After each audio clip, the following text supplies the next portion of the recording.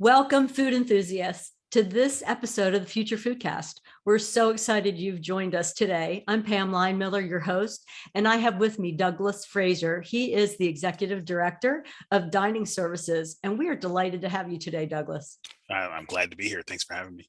Yeah, you have a wealth of information in the food business in general that's gotten you to what you're doing right now. Do you want to tell us what you are doing right now? And then we'll hear a little bit of history about how you got there.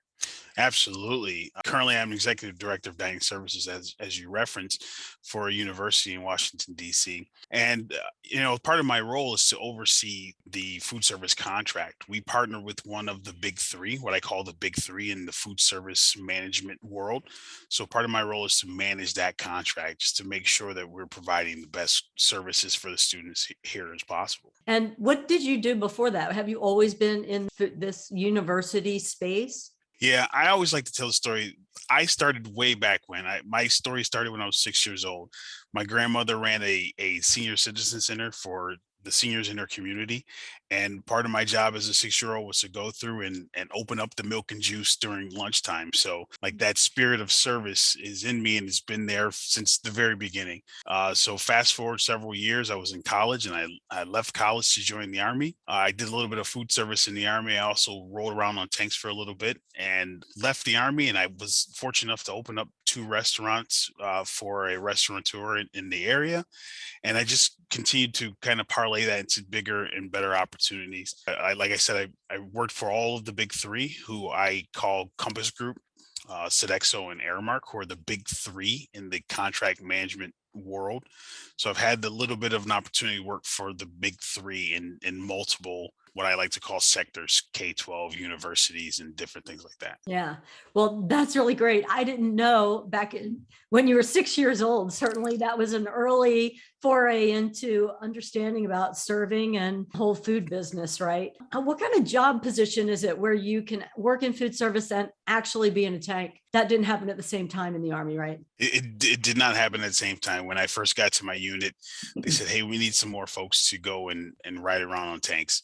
Even though I trained as a food service specialist in the Army, they chose me. I was the only cook in the United States Army that was tank qualified. So I spent about 2 years on tanks. I deployed twice with the tank group, and it was one of the best experiences of my life. I still to this day have a lot of friends who rode around on tanks with me, and we had a lot of fun. No kidding. That is really interesting. I was kind of making a joke, but really, I guess you can you will be the only tank certified food service person, maybe in the history of the Army. Who knows? Absolutely. But right now, fast forwarding, you serve a lot of food up there at the university. I mean, what kind of volume are we talking about? What do you need to handle there? Yeah, so we have 6,500 undergraduate students, and then there's another 15,000 graduate students. So we're hovering, it fluctuates back and forth, but we're somewhere between 25 and 30,000 students on campus every day that we're managing. Yeah, that's a lot of students. And what kind of outlets do you have for them? Because you're in the city of Washington, D.C., right? Absolutely. So one of the things, and I believe we're the only university in the country that does this, is we have what we call external partners, and we have over 95 external partners that we work with. And what that does is it allows our students utilize their declining dollars, what traditional campuses call declining dollars, to go out and kind of dine in DC. So our students have the opportunity to go around to our 95 plus partners and pick and choose where they want to go so they can hang out with their friends in various locations across Washington, D.C. So we have a great relationship with both restaurateurs on campus, as well as folks in the immediate area of our surrounding campus. I would say that is unique. Most university settings, college settings, it's very self-contained as far as what the dining services provide. So the fact that you have expanded your reach and allowed the students to have additional choices, I bet that's really a good customer service thing to do from the student perspective. They probably love it. Absolutely. The students love it. They ask for it again and again. Yeah. Well, what else are you doing on campus? Do you just have dining halls or? So absolutely. So we are currently under construction. We have three construction projects happening right now where will be transitioning to residential dining programs. So we're building three dining halls clear across the campus. So we will have our external partners that we're working with currently, as well as a newly enhanced residential dining program. So we're expanding the program to all of the students across campus. So that's really fun and really exciting. A lot of construction, a lot of really cool things are happening right now. So the students are going to have access to food late hours, early morning. So it's going to be really exciting, and I'm thrilled that this is happening. Yeah, that's great. And those are big projects. So you're you're doing food service, but you're also doing construction. Absolutely. Luckily, they don't have me out there swinging a hammer, but the good news is I do have an opportunity to sit in on some of the construction meetings, work with some of the general contractors, and have my hand in design some of the things that are necessary to build out, especially when you're talking about building out in a city like Washington, D.C. Yeah, and I think that as the executive director, what a gift to be able to be on the front end to say, here's what our requirements are to service the students the way we need to service them. Absolutely, that's huge, and you combine that with the fact that I work closely with the students, right? So we put together a student advisory panel, and we work closely with the students to make sure that their input is heard, right? So I allow that student advisory panel to be the voice, right? The voice of the student at the table. So when we're having conversations, we're talking about the future of dining, what that's going to look like. The student also has a voice, so that's very important to what we do here. Absolutely. And that's going to only enhance your ability to serve them well and have good reviews and just have that be a good partnership. Well, what are you hearing from the students? What are they interested in right now? What kind of trends have you seen, Douglas, as you've been involved on the campus? Right now it's all about technology. We want it to be as fast as it possibly can be. We're still in this COVID world, right? So we want it to be safe and we want it to be fast. We want to utilize as much technology as we possibly can. What we're doing right now as part of our construction project is we're building what we call it's a cashierless store where it's a low contact, no contact store where students have the opportunity to walk into the store utilizing their mobile app. The app will track them and they'll come through as a little blurb. So it'll be a red blurb as they walk through the store. And every SKU that's on the shelf is going to be assigned to a certain location. Student will walk into this frictionless market, this cashierless market, and they will be able to pick the bag of chips up off the shelf, pick the bottle of soda off the shelf. The system will recognize that. The student simply walks out the door and then their account will be charged. So that type of technology gives us the opportunity just to make life easier and faster for the students while utilizing technology, which is really that's what they're pushing us for. Being in a city like DC, you can't do the food delivery robots for the driving around the city.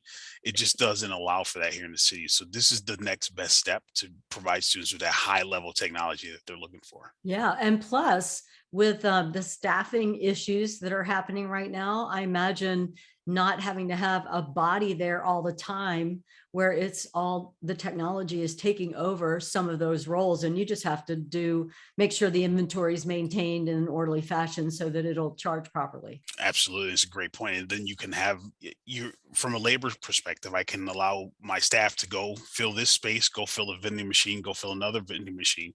Constant motion, low staff, right? Give the students as much as we possibly can with the least amount of contact as we can possibly give them. Yeah, that's the best of both worlds. The students like it and you like it. And that seems like a perfect marriage.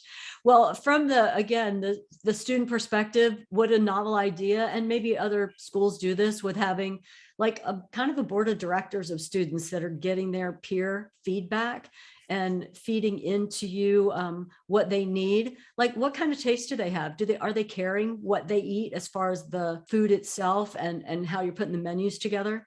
Absolutely. I've been in food service now for over 20 years, and this is the first time where I've seen people so highly involved in what they eat and very selective and very picky about what they eat. There's all kinds of fad diets that are out there, all kinds of things that are happening that are out in society today, but students, college students especially, are very, very vocal about the things that they want. We are seeing more food allergens come through, more insensitivities to gluten and lactose intolerance.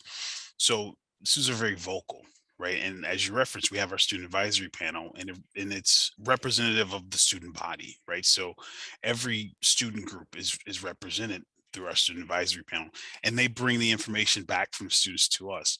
And what we're able to do was through the renovation, the rebuild of our residential dining program, is we're putting in a concept that's completely allergy free, right? So it focuses on the top 8 food allergens. So the food is prepared separate, it's stored in separate containers, it never cross contaminates. There's never an opportunity for cross contamination because the staff member that works in that space only works in that space. The food is only produced in that space, is only stored in that space. So students have an opportunity to eat a variety of food, high quality, high flavor, without worrying about, the food allergies that they typically have to worry about going out to eat at a typical restaurant. Right. And this is as a direct result of student feedback, right? Telling us this is what we need, this is what we want. Yeah, that is great. The fact that you've isolated the employees, the equipment, and the whole area, even the storage, like there is no chance for cross contamination. That has got to give your students just a high level of trust and confidence, that because some students really do have bad reactions or life-threatening reactions to certain allergens, and it's a really big concern. I heard you say they've been very vocal about voicing what's going on, and I can't imagine that's got to be a great thing that's coming out of your renovation project and your rebuild project. Absolutely. And the students are excited about it. I've worked in my time here with a lot of parents who are very concerned, their students have severe food allergies, and they're concerned because they're sending their child out into the world for the first time by themselves. And they've been accustomed to managing what their child eats for the past 18 or 19 years, and now they have to rely on someone else. So as I have these conversations with parents and I let them know, hey, this is what we're putting in place, this is what we're doing, here's my cell phone number, here's my email address, give me a call anytime, it puts them at ease, right? And they are at a point now where they're ready to say, okay, I trust you to take care of my baby, and that's what we'll do. Yeah, I can imagine when the executive director says, here's my contact information, please reach out to me. I, as a parent, would also just have that, my level of trust and partnership would go way up with that. Well, let's turn the tables a little bit and talk about some of the challenges. I mean, this all sounds really great. You've got some great building projects going on. You've got your board of directors of the students, the cashless stores happening, and peopleless stores, really, without the cashierless stores. All of that is happening, and that sounds very positive. And you're trying to meet the students' needs. Like, what are the challenges? What's happening right now that's causing you to stay up at night? Yeah, the big challenges are dealing with the supply chain. Same thing that everyone clear across the country are facing right now. The cost of everything is going up. There's very limited supply. That's the biggest challenge. From under construction, where will the equipment that we need come in on time, right? We open up in August, whether the equipment is here or not. So that's a big challenge. The food supply, just supply chain is the biggest challenge that we face right now. One of the positive things that I would say, if I can spin a negative into a positive, is partnering with one of what I call the big 3 food service management companies. They buy more food than any entity in the country. And part of doing that is they have a certain supply set aside for them that we have the ability to tap into, that we wouldn't have the ability to tap into as an individual entity. Mm-hmm. So from a food supply standpoint, that kind of helps us a little bit, but just the supply side on the construction side, that's the piece that keeps us up at night. Yeah. So hopefully your equipment will come in, let's say that first of all, so that you don't have to figure out how you're going to accommodate all of those students and faculty and whatever other special events do you also provide food for, with less than all of the kitchen and dining space that you need. But how about on the other side with getting the food that you need, the particular food you need for certain recipes? Or have you had to change so far what you're providing the students based on availability of some things?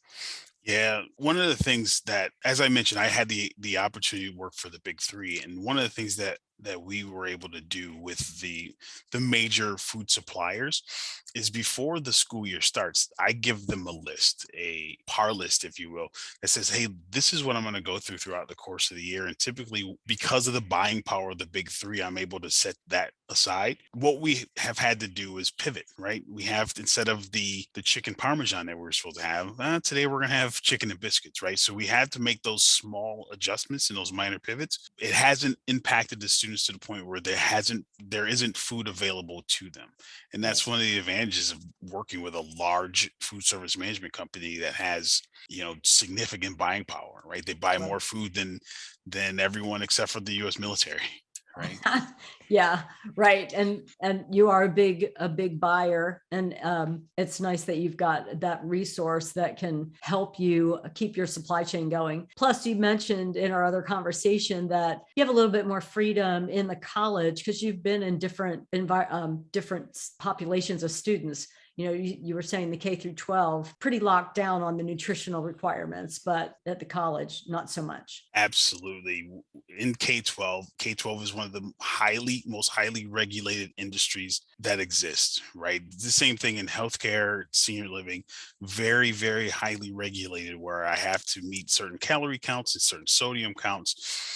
I have a lot more flexibility in a university setting. I don't have the same reimbursement, the same federal reimbursement that I have in a healthcare facility or a K-12 facility. So I have, my flexibility is a little bit more open. So I can pivot from that chicken parmesan to that chicken and biscuits. Whereas if I was in a K-12 setting, if you say chicken parmesan, it better be chicken parmesan, because your sodium and the number of the amount of protein for the week and the amount of cheese and your yellow and green and orange vegetables. So it's wildly different when you talk about the regulations from a K-12 standpoint to a university standpoint. It's night and day. And that all matters. That does give you just that flexibility, like you were saying, so you can make replacements a little easier because you don't have to meet those. The college students are making their choices freely. You don't have set meals necessarily, right? You're offering main dishes they can choose from. Absolutely. As long as I give them an option. You reference hardships, and I still have contacts with some of my old colleagues in other sectors. And what we're finding is, especially in the healthcare, the senior living sector, is they have to turn folks away. They're no longer able to admit residents to a nursing home because they just can't get the supplies that they need to take care of the folks in the manner of care that they're accustomed to. Right. So, in the university setting, we have a little bit more freedom, a little bit more flexibility. I have to offer you a meal, right? That's what I promised that I'm going to do, is offer you a meal. So whether it's chicken parm or chicken and biscuits, right, I'm going to offer you a meal. Whereas some folks in nursing homes and other avenues don't have that ability to do that because they into supply chain issues, they run into quality issues, they're being shorted, and it's so highly regulated at the same time. Yeah. So we're very lucky in that regard. Yeah, you are. And I've just your attitude, you have a very compassionate attitude about the whole who you're serving. I hear you even talk about your colleagues in other sectors, and having empathy for the situations that they're faced with, having empathy for your parents that you have to work with, and trying to help to calm their fears a little bit, that you're going to take care of their kids from a nutritional and a food standpoint, and you're going to offer them things. I think your attitude towards what you do is really unique, especially at the college, in the college environment. What do you bring to what gives you that? Like, how do you think about what you do? Well, first, thank you for saying that.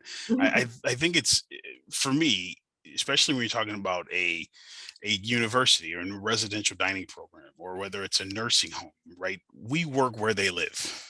They don't live where we work. We work where they live, right? So it's highly critical for me to make sure that if I'm in someone else's home, I treat them with respect. I treat them with dignity. It goes back to being a 6-year-old kid who's going and open up the milk and juice for the seniors. It's a privilege for me to serve, right? It's a privilege for me to make sure that I'm there to support someone, especially in their time of need, right? These kids are here and they're going to be doctors and lawyers, and they're the future, right? So my job is to make sure that I'm here to feed the future, right? So that for me is exciting. I'm thrilled at the opportunity to get up every day and feed the future. Yeah. And I'm sure just in the initiatives that I've heard you talk about with the other students that interface more closely with you, like they can feel that you care and that you are really paying attention, like what you're doing is important and it's important to you and it's important to them. And I know that that attitude shines through. I think it's really important to me. I'm thinking about our watchers and listeners out there of this podcast to see a profile of a person like you, Douglas, who really has the heart for what you're doing in the food space, and just maybe they'll be inspired, because sometimes, more in the industrial or commercial spaces, people don't always think about that. But we need good quality career food service personnel, just like you are here, as even more than some other places where, maybe you get a little bit more notoriety for a certain restaurant or whatever might happen. I mean, you're doing what you're doing. I'm not sure who's giving you the credit every day. Yeah, and I've had an opportunity. I've had several opportunities to go to different colleges and speak to students on career day, or high school students on career day. That kind of, obviously, I'm the food service guy, so I'm talking about a career in food service. And this is typically when the students are tuning out. They're on their phones. They're not paying attention to what I'm saying. I think it's because the idea of working in food service, it isn't attractive to folks, right? Because you think food service and you think fast food restaurant, right? I'm going to be flipping burgers. I'm going to have acne because of all the grease on my face. It's so much more than that. Like I said, I have an opportunity every day to work in their homes, right, and provide people with a service. I have an opportunity to dabble in human resources, in marketing, and finance, right? So it's so much more than just flipping burgers. I can't tell you the last time I touched a spatula or a serving spoon, right? Because my time is busy writing budgets and pro formas and on construction calls, and so much more than what folks think it is. So I would advise anyone, give it a shot, right? Give me a call. Let's talk about it. And it's a very rewarding profession, and you just said it. No one's coming up to you every day saying, oh, I appreciate you for what you're doing. It's almost thankless at times, but I make sure that my team knows you're appreciated. I appreciate everything that you're doing. We saw with COVID, right? The essential workers were food service people, right? It's essential what we do. And I value that. I'm so thankful for it every day. Yeah. Well, that's great. It is essential. And like you said, really neat that, I mean, you're called food service, but you're getting to work in HR staffing. You've got one of the biggest budgets on campus with food, between food and then staffing. And I know as far as student work hours, you have a lot of those, because a lot of students work in food service. It's a great area to work in. Absolutely. It's a great place for folks to get started. I had professors in college who said, oh, I started working in food service.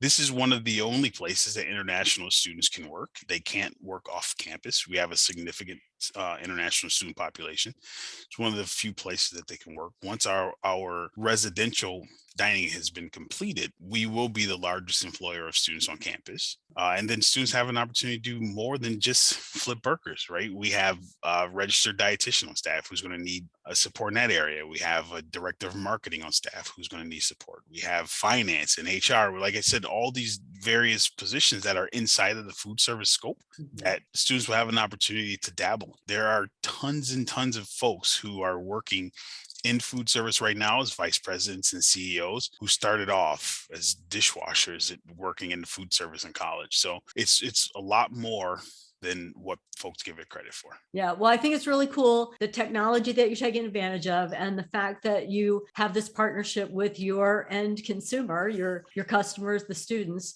and the other people that are there. And you've covered like a lot of what's happening in your world right now, plus the history that you bring to it. But is there anything, Douglas, anything else you would like to share with our audience before we go today? That's a great question.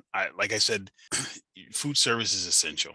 I just had a conversation with my kids last night, and I have four kids. My oldest is going to be in college in the fall. And I said to my kids last night, maybe you go to culinary school and get a degree in culinary arts, following dad's footsteps. Food service is so essential to what we do and to just everyday life.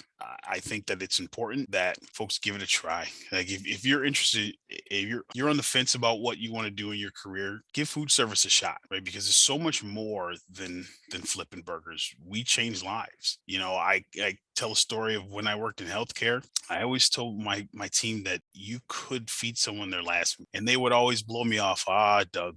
One morning I went into work and one of my cooks came up to me with a tear in his eye. He said, Doug, I always blew you off when you told me that could possibly feed someone their last meal. He said, last night I got a call from a guy and he said, all I really want is some shrimp scampi. He said, Doug, I went across the street to the store. I bought him some shrimp. I made him some shrimp scampi, cleared it with the dietitian, made him some shrimp scampi. And the next day I found out that the guy passed away. So I really fed him his last meal. It's important and it matters. Well, Douglas, thank you so much for sharing what matters to you with our Future Foodcast listeners and watchers. We're so happy you were on the podcast today. Thank you for having me. I appreciate it. Thanks for listening to Future Foodcast. Future Foodcast is powered by Farm to Plate, the leading food blockchain platform. Subscribe on YouTube or wherever you listen to podcasts to stay up to date with the very latest innovations in the food industry.